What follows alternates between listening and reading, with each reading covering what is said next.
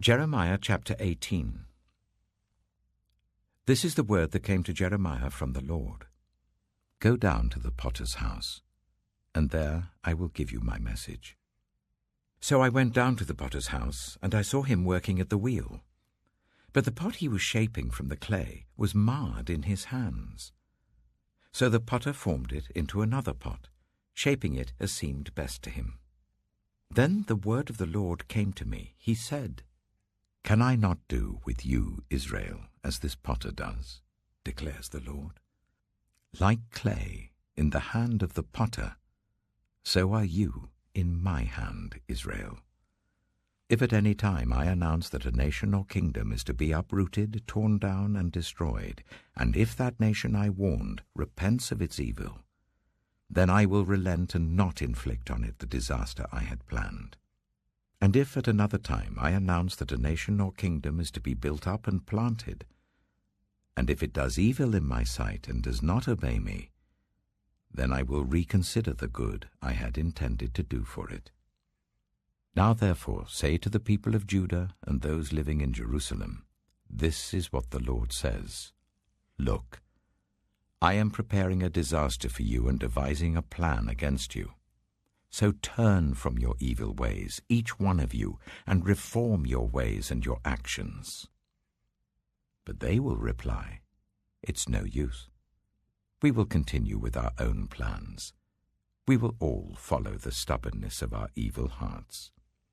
Therefore this is what the Lord says. Inquire among the nations. Who has ever heard anything like this? A most horrible thing has been done by virgin Israel. Does the snow of Lebanon ever vanish from its rocky slopes? Do its cool waters from distant sources ever stop flowing? Yet my people have forgotten me. They burn incense to worthless idols, which made them stumble in their ways, in the ancient paths. They made them walk in byways on roads not built up. Their land will be an object of horror and of lasting scorn. All who pass by will be appalled and will shake their heads. Like a wind from the east, I will scatter them before their enemies. I will show them my back and not my face in the day of their disaster. They said, Come, let's make plans against Jeremiah. For the teaching of the law by the priest will not cease, nor will counsel from the wise, nor the word from the prophets. So come, let's attack him with our tongues, and pay no attention to anything he says. Listen to me, Lord, hear what my accusers are saying. Should good be repaid with evil?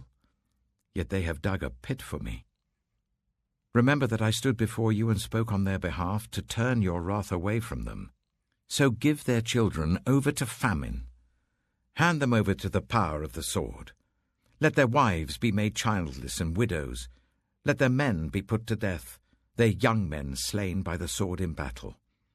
Let a cry be heard from their houses when you suddenly bring invaders against them, for they have dug a pit to capture me, and have hidden snares for my feet. But you, Lord, know all their plots to kill me. Do not forgive their crimes or blot out their sins from your sight. Let them be overthrown before you. Deal with them in the time of your anger.